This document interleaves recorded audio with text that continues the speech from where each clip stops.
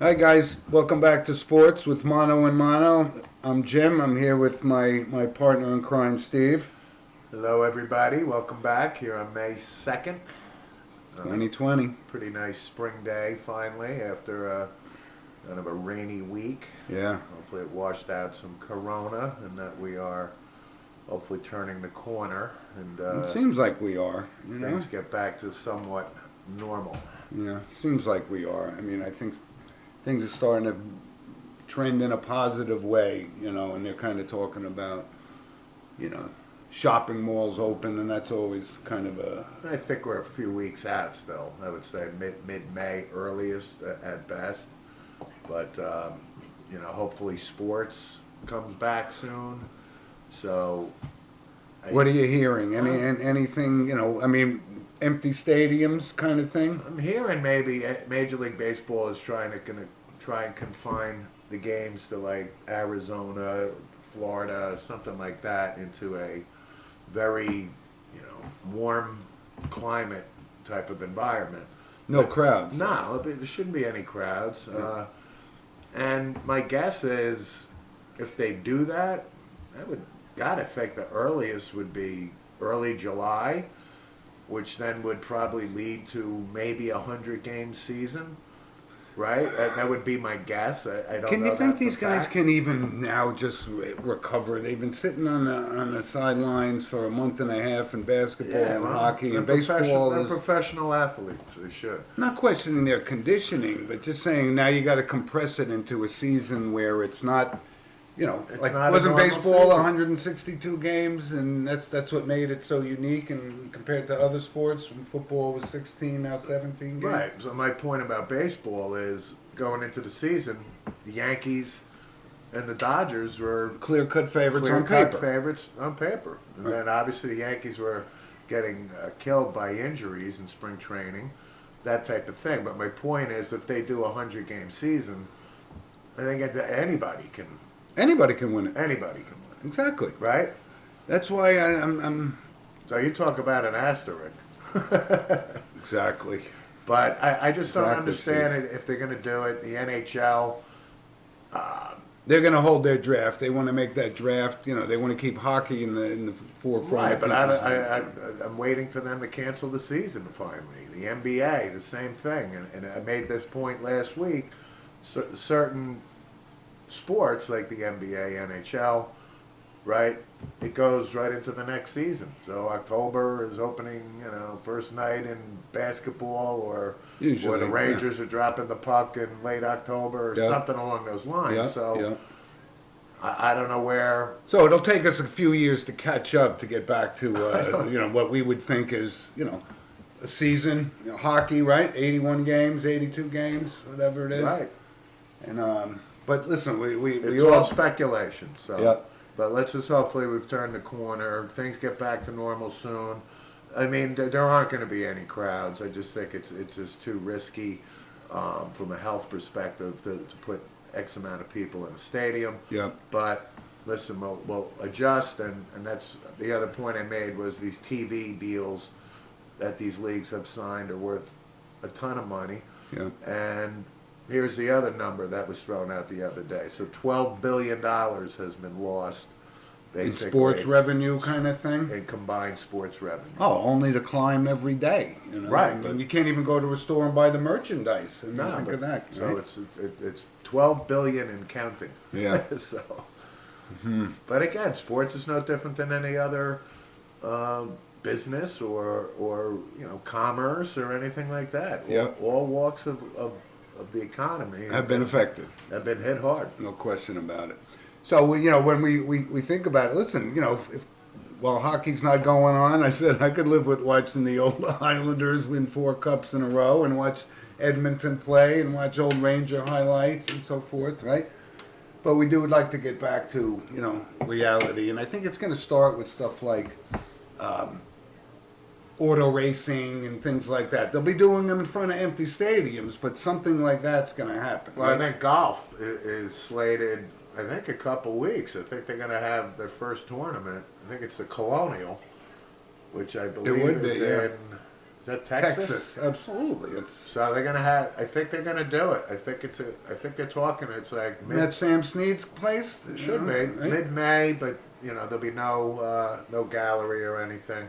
But I think that may be the first event of normalcy. Right. From a sports perspective. Okay, well, we're going to see about that because, today is kind of a, when we're talking about how big of an impact this has had on sports, this would be Kentucky Derby Day in Yes. Churchill Downs. Very And- sad. And we talk about this on the show every year, and it's always a big thing for us and so forth, and that's not happening. Yep. I think they pushed that till September. So it's it was always the first Saturday in May, right? We knew that, and it's here today, and it's not happening. But what do we have in its place? Do we have something, Steve, from I a think horse the racing perspective? Arkansas Derby has taken its place. So actually, there is a horse race of somewhat significance. But just before we move on to that, the Arkansas Derby, yes, is being run, and it's, we got a friend and a listener, Walt Hahn, out in Arkansas. He's taking notice of this. But it's in front of an empty stadium, empty racetrack. Okay. Right? That's just what we said. That's how it's going to be. If that's what it takes to get this stuff off the ground, I'm all for it. So there'll be a lot of people you're betting on this race. But there is kind of let's call it a virtual Kentucky Derby today. Right. So there are these simulated games. They call it sim games. I don't particularly follow them. I haven't seen one of them, so it's hard for me to right, comment. So on it. anyway, it's the NFL, it could be the NBA, it could be Right. NHL, I get it. what have you. But due to the fact that today would have been Kentucky Derby Day, they're actually doing, I think, a pretty cool thing where they're racing the past Triple Crown winners That's against awesome. each other. So I actually think that's pretty cool. And It's worth a watch. the favorite, of course, is Has to be Secretariat. our boy Big Red, Okay. Secretariat. I was going to ask who was the favorite. I mean, you're talking, there's some Triple Crown winners in there. They're going to have Affirmed and Seattle Saddle Slew, and, right? Cannon Arrow the second. Right? Yeah, and then First- of recent, American Pharaoh, right? Right, and then came up And right. Justify, Right, so American Pharaoh in 2015, and that hadn't happened since Affirmed back in 78. Yep, And then boom, right, 2 years later, Justify comes, wins it all. yeah. So I don't know. This is probably going to throw a monkey wrench into what we know as the traditional Triple Crown, and we always said how intense it is, right? To win the Derby 2 weeks later, right? Win the Preakness, and then 3 weeks later win the Belmont, right? Guys Yeah. sit it out now. The whole strategy is, and that's probably not giving, any less credence to Justify and American Pharaoh's Triple Crown wins. But it's a different dynamic than it was back when Secretariat won, which still is the greatest moment in sports for me. And I literally mean that. Yep. He's like a machine. If you put this in a perspective and say, okay, this is how much he won by, you say, they open the gates, and he's running for what seems like 10 minutes in horse racing, 31 and a half lengths Right. ahead of Yeah. quality horse. You could have had Sunday brunch at the finish line. How and, could you 2 possibly cups of explain coffee that? waiting, before they came out and finished the race. And if I had $2 to my name, in my last $2, I would put it on Secretariat today because I wouldn't possibly bet against him. How could you? Right. How could you? But yeah, so we got a virtual Kentucky Derby, and the Derby itself is actually going to be running. I believe it is September. It is, as of now, if all goes well, but I mean, that's the other thing. So if that's run, do you think there's going to be 154,000 people like in At Belmont? Or No, in Churchill Downs, in Kentucky, or is that going to be empty too? In September? I don't know. We shall see. We shall. Wow, that's right. That's a good question. That's out in September. That's If 4 or they're 5 not months letting away. people in, to watch Major League Baseball games or any sport, my guess would be When's the cutoff? it would Yeah. be an empty Churchill Downs. You're right. And again, a place like Churchill Downs, this is the race of the year for them. This is their biggest money maker, obviously. It's the prestigious event, and I'm bummed they're I'm not taking a watching. bath financially. You and I haven't missed watching this race in what, 45, 50, 45 years? Because I do remember Secretariat, and I was a relatively young guy, but I'll never forget it. I was old enough to realize how unbelievable an event I just saw Right. watching that race. Yeah. I mean, I did. So it'll be missed. Today's Kentucky Derby Day. Yep. And I just, like I said, our virtual Kentucky Derby segment is sponsored by Coriano Trucking of Haverstraw, New York, who I know is just as disappointed as the rest of us that the Kentucky Derby's not being run today. I would imagine. And Kenny Backert and all our other horse, Walt down in Arkansas, enjoy the Arkansas Derby today, which is always like a precursor to the... I'm sure Kenny's handicapping the Arkansas Derby right now, and he's got to let us know his hot pick for today. Yeah, he likes a trotter down in North Dakota, Smith Downs or some crazy thing. Bison Downs. Right. Chicken racing. Rooster fighting, cockfighting. But that's We like little Jerry Seinfeld today. cockfight. Anyway, so that's what we're missing right about now, and we talk about stuff like this. We've already missed the Masters, so this is the second teaspoon of Clorox. It's the we gotta second take. body blow. Right. Correct. Rib shot. But if we could move on, Steve, I want to just touch base, and our NFL segment is sponsored by Lynch Motors of Manchester, Connecticut. And, of course, he's still reeling over the Tom Brady. He's a big Patriots fan up there in Connecticut. Poor baby. Well, and Gronk is there, but he sent us an email, and he was quite interested in our opinion, which we gave him. Yes. Right, we gave. But the NFL, and I'm going to start off with something, and I just caught it today, and this is consistent with what Steve and I have always said. These programming on the sports programming on ESPN and HBO, they're just above and beyond great. And I watched one today. It was an E60, Alex Smith, Right. and what befell him on November 18th, right, 2018. Just a horrific thing, which you never see. I mean, you don't see anything of this magnitude in football that often. We know we saw it, and ironically, it was the same exact day in 1985 that it happened to Joe Theismann. Joe Theismann. Right. He literally changed his name in He college. did, but that was Notre Dame Publicity PR department. thing I for the got you. Heisman, and Yeah. so make it rhyme, and he stuck with Theismann. Right. But to me, he's always Joe Theismann. Okay. But anyway, this Alex Smith thing, I mean, it was unbelievable. Gut wrenching. First and foremost, I've always been an Alex Smith fan. Always liked him wherever he went. Quality, class kid, polite, kind, did everything the right way.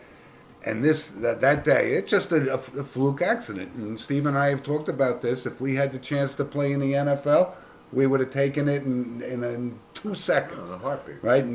But these are the things that could happen, and it happened to him. It's graphic, but it's gut-wrenching, and it's courageous, and it's everything about it. And I strongly suggest to our audience they catch this. And he Right? literally almost lost his life playing football. That's how bad it got. You know, after the initial thing, and they said it, and these genius orthopedist guys, brilliant people. Yeah. I mean, to even do what they did, and then it got infected, and they actually showed what it looked like about 2 weeks after the event. We had no idea. No. Well, this wasn't covered in the press. We said, oh, he broke his leg. No, okay. he's out for the year. He's, broke right, his he's leg. got a cast on, and He'll be back next year. This was beyond incredible. Right. Beyond incredible. Obviously, he's never going to play, football again. That's the least of his worries. He's got a beautiful family and so forth. But He's made a lot of money. He'll be okay. he did make a lot of money, and I always thought he played well wherever he went. And I actually forgot his first coach was, Well, Urban Meyer. Urban Meyer. At Utah. Absolutely. right? Absolutely. Almost forgot And about he was that. the #1 draft pick. Right. And that was Urban left and went to Florida. Florida. Like right after Alex Smith graduated Utah. Yep. But it was a great piece. I mean, and I'm talking courageous. This kid just maintained his composure through this whole thing. And when I say this was bad, It was bad. As bad as you could possibly break a bone in the human body. Right, Right. and the ramifications of what happened with the infection and everything. He literally almost lost his life. Almost lost his life. Yes. It was literally that bad. Yes. That bad. But I highly recommend it. It was an ESPN E60 piece, and again, they It'll nailed be it. on. You can on demand that. I'm sure it'll be on numerous times. And do it. It was just released, but no Do it. doubt. Absolutely do it. Speaking of the NFL, we've been speculating that Andy Dalton would be released by the Bengals, Yeah. and I believe the day is coming. It came already. Right. So this week. Well, the Bengals' decision was, do we pay Andy Dalton $17.7 million next week, or do we waive him? Of So they course. waive. So the next question is, where does he wind up? And I'm not ruling out New England. I'm just not. A lot of people are looking at me like I got two heads. I just don't see him going in with Jarrett Stidham as their number one, because they didn't make any moves in the draft, right? They didn't draft a quarterback. I think New England has 8 draft picks next year. Don't be surprised if New England is all in on Trevor Lawrence. But next don't year. you see how many times Bill Belichick has eaten Andy Dalton for lunch, and I- now I- he's going to ask him to win for him? I'm talking just a stopgap for 1 year. That's Look, it. stopgap. But listen, they got even Brian Hoyer's. They a got stopgap. Hoyer, so that may preclude my theory a bit. However, Andy Dalton's been the starting quarterback. And you've completely ruled out Cam Newton to New England. I'm ruling that out. Okay. I am. I'm saying there's still a possibility that could happen. I Well- think his talent. I think he's actually made it certainly farther in a game. Right? Newton took his team to the Super Bowl. Dalton never did, and that matters for Bill Belichick. Can he tolerate it? Is Dalton this an and- Antonio Brown situation? I don't think so. But right? So, he's available, and Newton, right? This, I guess they would say those are 2 free agents. But a guy we brought up the other day, and this is kind of piggybacking on what we talked about as far as running backs that have gotten in the Hall of Fame and didn't, and so forth. I don't know, like this Leonard Fournette. He hasn't done anything in this league since he got here. He had his first 2 years he was good, but he came in very highly touted at LSU. He was number 1 draft pick, obviously the Jaguars. Never panned out. 2,800 yards, 4 years in He's the not- NFL. I mean, yeah, I'm disappointed in him. So the and he's got no market. I mean, nobody wanted to somebody sign will him. pick him up. I mean, for a ham sandwich, they'll pick him up, but nobody's going to pay him what he thinks he was gonna get, He's going to yeah. get. However, again, Jacksonville tried to trade him during the lead up to the draft. There No were no takers. takers, so somebody will sign him. But I'm disappointed in Leonard Fournette. But I still think he's worth rolling the dice and bringing him into camp and see if he's got anything. I don't think And I'd listen, even. if he doesn't, out the door he goes. That's all. All right. It's a revolving door anyway. Because he gets hurt too. I know he got hurt. I think it was against the Giants in Giant Stadium last year. Missed supposed to miss 2 games, ended up missing 7, 8 kind of thing. And then he's kind of his reputation is kind of not a very good attitude either. But again, I mean, listen, That matters now more But than Tom ever. Coughlin was in charge of Jacksonville, who holds these players to a higher standard, kind of like we would if we were in charge. I guess. Maybe not to that level, but we shall see. Somebody will pick up Leonard Fournette. But overall, I think, believe it or not, and I'm not a fan of either one of these guys, and I've been criticizing them for years. Between Dalton and Newton, I'd sign Newton. I think he's just got more talent. He's got, whether or not he's completely banged up remains to be seen. I am not saying Cam Newton is not more talented than Andy Dalton. My thing with Cam Newton is I don't like Cam Newton, and I'll leave it at that. Okay, and we've seen this movie since he was at Auburn in the national championship game, which Yeah, but also Andy Dalton may retire. Maybe 9 years is enough. for him, right? Yeah. But I think, worst case scenario, No, he'll back I mean, somebody up Of if he course, wants to. he can get another $8 million paycheck. But I mean, that's my point. Is I can see him competing in New England. Again, it's just a theory I have. right. Him and Hoyer. If this kid Sidham doesn't work out, yeah, right. I mean, you can go either way with one of those guys. So. But so the other big quarterback to land somewhere is famous Jameis. Signs with the New Orleans Saints. Fill the Teddy Bridgewater hole. I actually right? found it kind of odd that they did sign him because they just gave Taysom Hill a boatload of money. He's the backup to Breeze, and again, he's a versatile player. He's a third down wildcat guy. He's not an everyday quarterback. But so I'm a little surprised that New Orleans signed him, and also with famous Jameis and his character. I don't think New Orleans and famous Jameis are going to jive together. In fact, I'm sure there's an awful lot of Alaskan king crab legs that Jameis can go into a supermarket Yeah. and walk out with without paying. That's not exactly where you go to Rehab. to rehab for anything. And we're not suggesting, we're talking any kind of rehab. Where is Jameis? He's late for this meeting again. Right, and he's on Fletcher McDougal's on Bourbon Street, which is open till 7 in the morning. So that's funny. That's Listen, funny. but if anybody can turn him around, Sean Payton obviously is. Yeah. And Breeze is a good influence. I've never been a Jameis Winston fan, and I never will be. So. And we know this is Breeze's last season, and we get that. And I don't expect him. I expect him to go the whole way, whether they win it or not. I mean, finish the season. But if he gets hurt, Jameis Winston's not taking the New Orleans Saints to the Super Bowl. Well, Breeze no matter what. Breeze is probably going to practice 2 days a week type of thing. Yeah. Be high maintenance. Exactly. Because he's 41 now, Yeah. maybe, right? Yep. So, but I would say Breeze conceivably last year, maybe one more in the tank.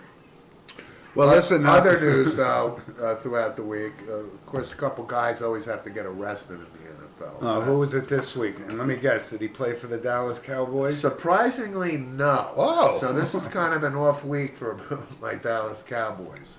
What they call a good week in Dallas. Right. So something bad's about to happen.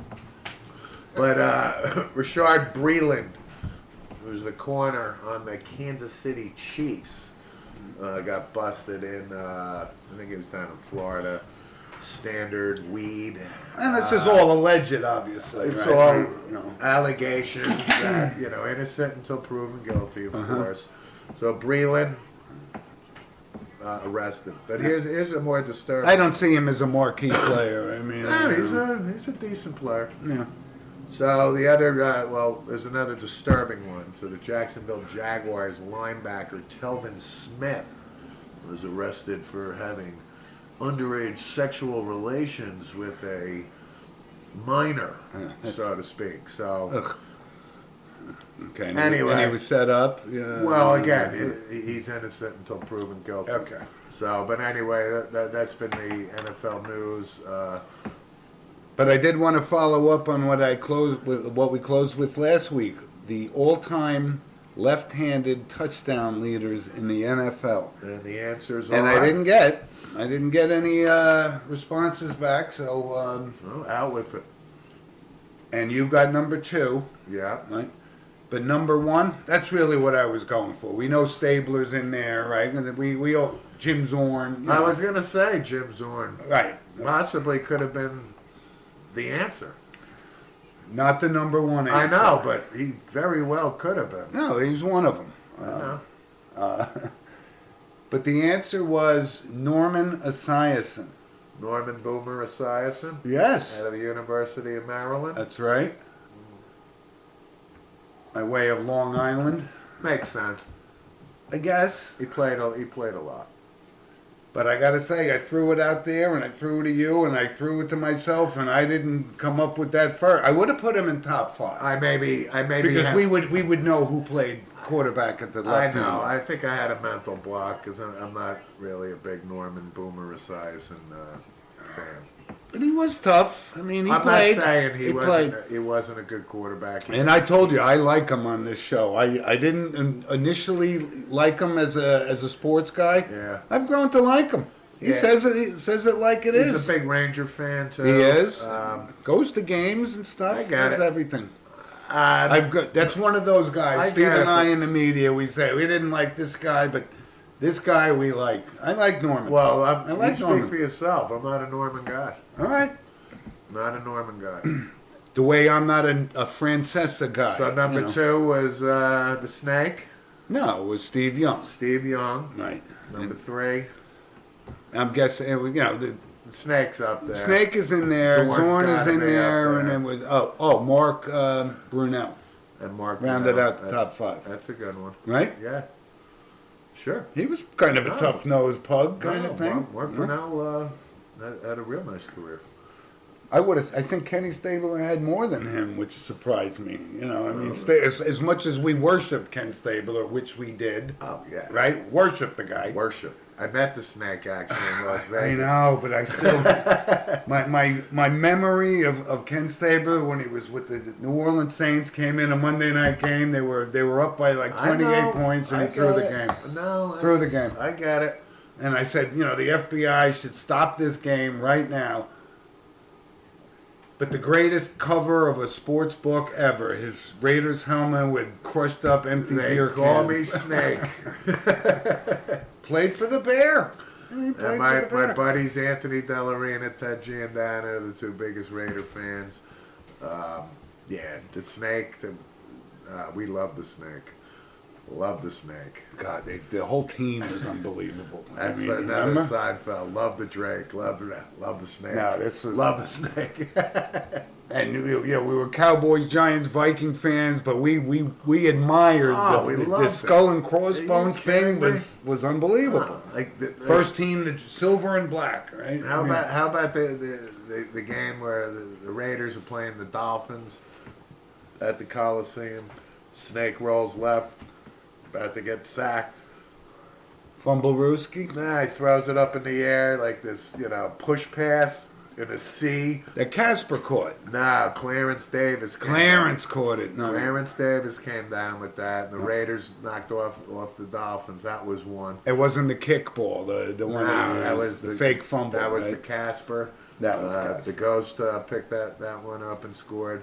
That's a football memory right there. Or then the Snake at Baltimore, and the Raiders beat the Colts at Memorial Stadium. Remember, it was like a dirt field. That Oh, type of shit. Baltimore was always a dust bowl. Right, but the Snake threw these beautiful passes, and Casper caught one like basically over his shoulder for a touchdown.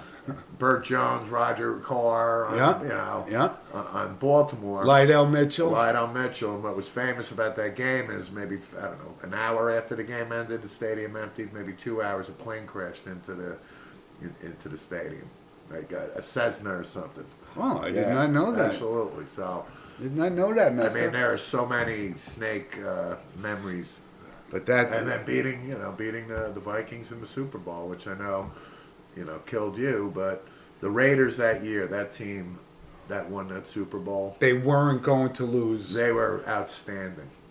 And that's In what every people. facet of the game. And it wasn't John Madden is the reason they won that Super Bowl. It was the players on that It team. was. They ran that team. John Madden was along for the ride No, and made a living on it. No, he wasn't a football genius mind. Yes, he was. I don't John know. Madden. If you look, John Madden, I think, has the highest win percentage. I think of any coach, actually. I think he got to have 100 victories or something like that. Madden, I'm telling you, John Madden. But I don't think gets enough recognition. But this to me as is a like great Joe coach as he Torre was. coaching, the greatest manager ever because he managed the Yankees. They Right. had the best talent on that's all. Not necessarily. Not that '96 team. I always thought John Madden got more credit than he deserved. I think John Madden deserves the credit that he got, and I think because he became so famous as a broadcaster and the Miller Lite commercials and all that stuff. And I thought it was shtick. I didn't of see course him it was as shtick, but John Madden was a great, great football coach. Whoa. And again, listen, they Not lost, in the Joe Gibbs, Tom Landry. listen, they lost that immaculate reception game. You hesitated. You're not putting him in the Tom Landry, Don Shula, Vince Lombardi Well, categories. no, because he didn't coach. Bill Walsh. He didn't coach long enough for that. But John Madden is one of the greatest coaches out there. Tom Flores won 2 or 3 Super Bowls. I understand that. I know, understand that. It was the Raider mystique. It meant something I back understand then. that, but Tom Flores inherited a lot of good talent. Okay. Okay, I'm not knocking Tom Flores, but he wins the Super Bowl in 1980, right? And Or it's the funny 81, 80 season 81 against the Eagles, Philadelphia Eagles. right? Yeah. But then then he comes back and wins in 84, Right. And again, he's got talent. He's got Marcus Allen. He's got Yeah. a good defense, and Yeah. etc. So I'm not knocking Tom Flores, but John Madden again. I'm hammering the point. I think doesn't get the recognition of what a really good coach. You know what? And it's so funny that you brought that Super Bowl up, the Raiders against the Vikings, right? It was Tarkenton, and when you look at on paper, the team the Vikings had, both offense and defense, right? But future Hall of Famers on each side, right? And then you had the Raiders, right? You had Stabler leading it, and you had Willie Brown and all these Willie other Brown guys. with the big interception return, which is one of the most famous footage of him. And now when you returning look back on it, though, I mean, as a kid, I was a Viking fan going, can they beat these guys? Especially when Fran Tarkenton guaranteed it in the championship game. that. Yeah. And then you go, there was no team that could have beat the Raiders that day. And you know No who team. You know who the MVP of that game was? The MVP... Number that- 25, wide receiver for the Oakland Raiders, Fred Biletnikoff, Freddie Biletnikoff. by way of the University of Florida, by That the is way. correct. Right? I think Freddie had I think he had 7 catches or something, And when we talk about wide receivers in the NFL, he comes up in the same category. We worship, Oh, worship Freddie. Fred Biletnikoff. Right? Oh, absolutely. Hall of Famer, no question, yada yada He yada. can play on our team anytime. And then they bring up Des Bryant like he was as valuable to his team, and I'm Sports going. with Mono and Mono passes on Des Bryant. We go to the semifinal round, Biletnikoff versus Des Bryant. We go with Fred Biletnikoff. We'll take Freddie Biletnikoff. You're right. Good call on that, number 25. Right? Tough as nails. My God. Ah, it was Never did we ever see him drop a pass. If we And we've talked about this in the NFL today. Guys drop passes all the time. Oh, yeah. How is that even possible? Right, but he was Lynn Swan, Drew Pearson, Fred Biletnikoff never dropped a pass. like Lester Hayes on the defensive side with the stickum. I'm not saying this is why Biletnikoff caught all these passes, but Fred Biletnikoff is famous for what? Catching the ball. The stickum, right? And actually, one of those Peyton Places things. They talked Yeah, about. they're pretty good. Well, Yes. one is with Freddie Biletnikoff. I saw it. so, And Peyton covers himself with totally, so it's a must see. look like peanut butter or something.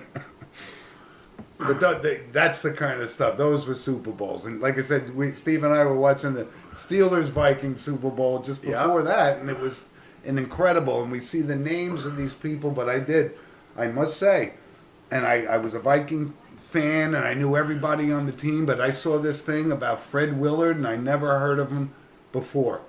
How is that even possible on that team with Krause and all those guys and Fred Willard?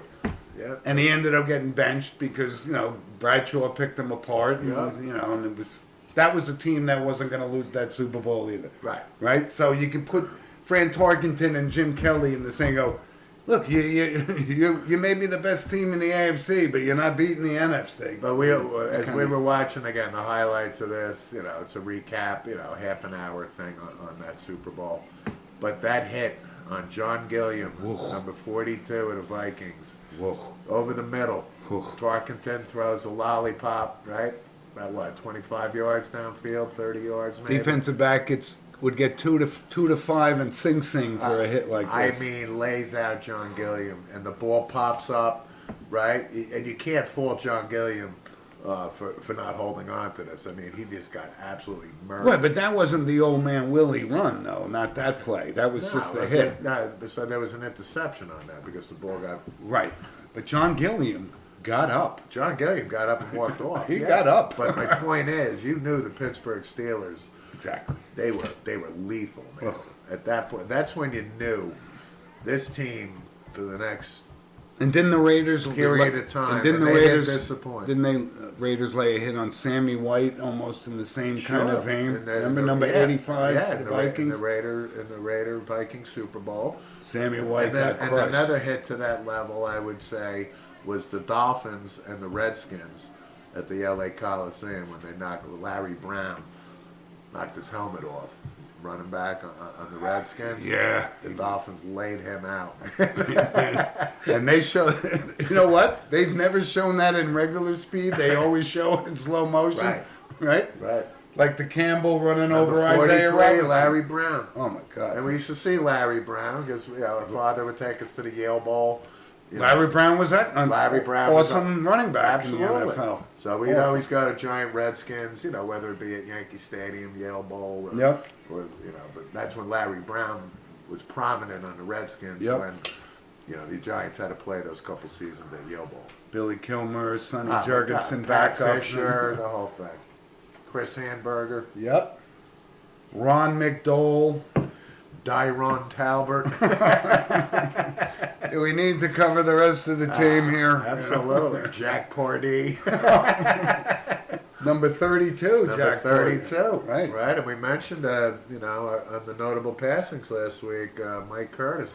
And actually, I was talking to my Also number 32. one right? of our loyal listeners, Jim Walsh, and Jim actually pointed out to me why he wore number 32. Mike Curtis was drafted out of Duke Okay. as a fullback. So he was number 32, running back number, which makes sense. Right. So he went to camp with Baltimore, and then they said, we're going to switch you to linebacker. And Right. says, I'm not changing my number. Right. So me and Jim Walsh were laughing. They go, yeah?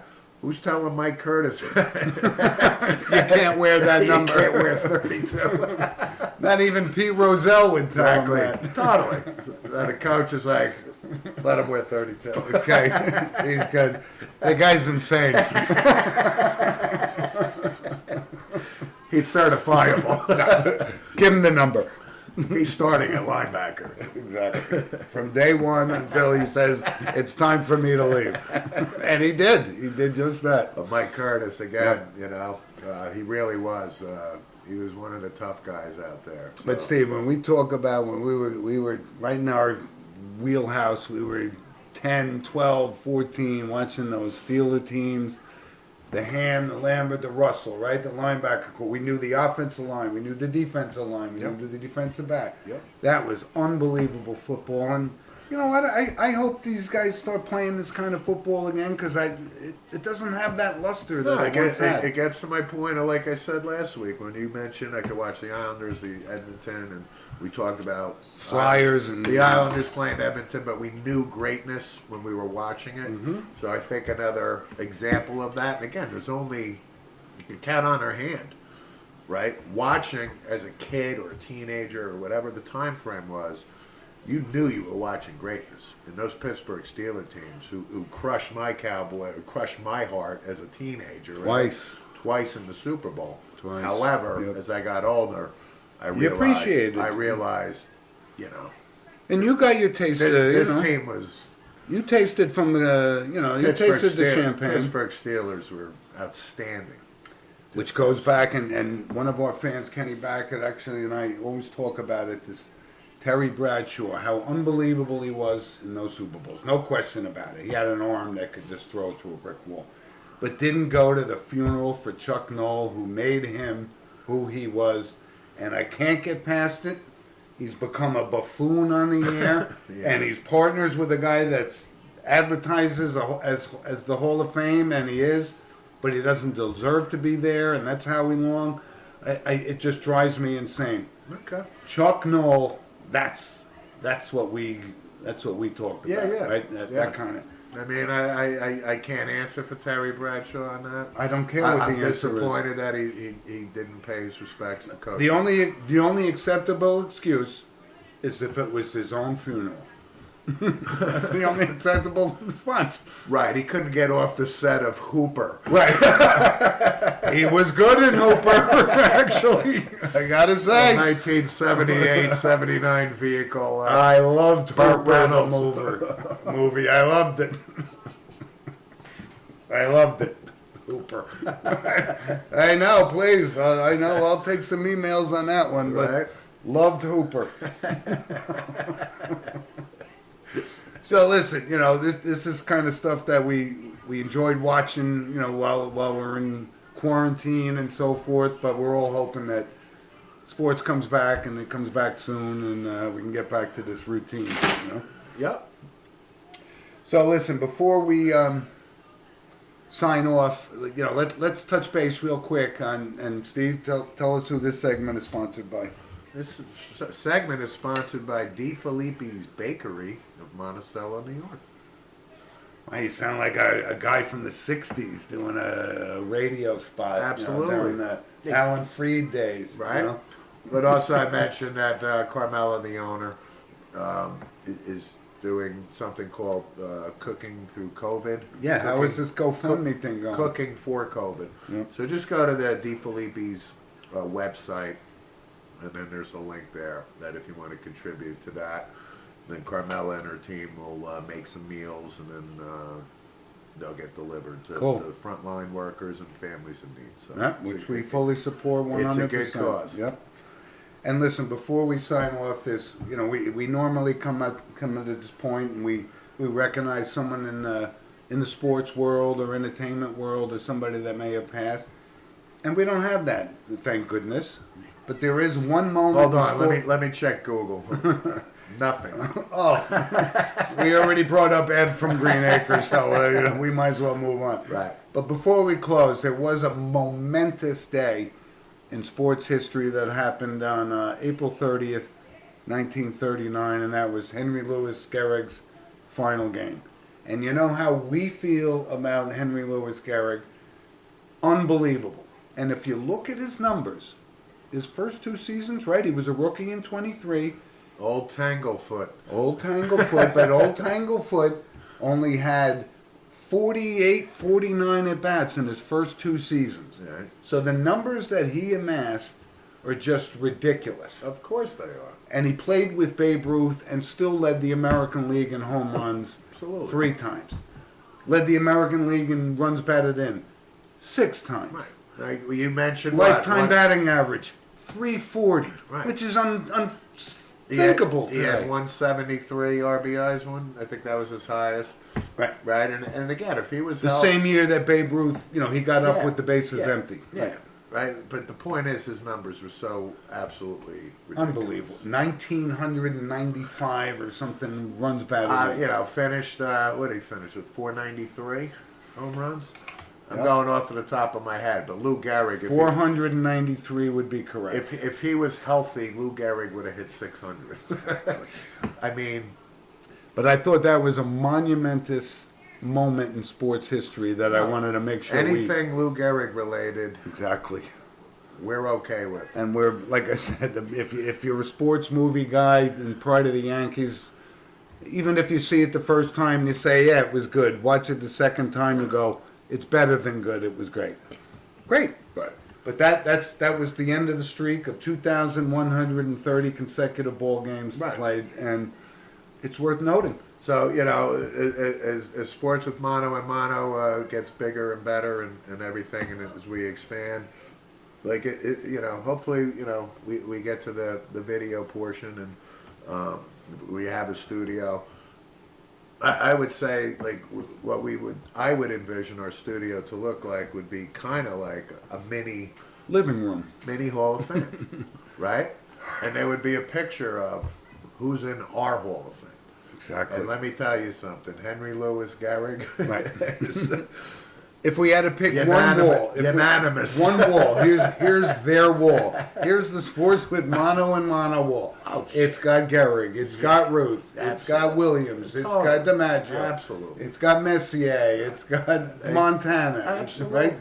That's Stallback. That's my point. Right. We can go on and on. Right. Right.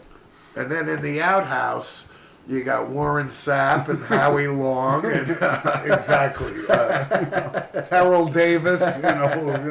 Well, listen, he was a great player, but we talked about it. But anyway, I just wanted to Harold close. Baines. I just wanted to. Not that they're bad people, but we're just talking. The Hall of Fame to We're the talking Monahan sports brothers performance. means everything. That's sacred ground, Right. and you must have played that well to be on sacred ground. And Right. Henry Louis Gehrig was one of them. Wow, no question. Anyway, but thanks for joining us, everybody. And we wanted to do the show today because we wanted to send our best wishes out to everybody Yeah. and our fans. And it is actually nice not to do a notable passing, Exactly. right? But listen, we still look forward to you guys sending us some emails at sportswithmonoandmono@gmail.com. We'd love to hear from you and stay happy and healthy. You got it. Have a great week, everybody. Thanks Thank- for listening. Be good. Bye.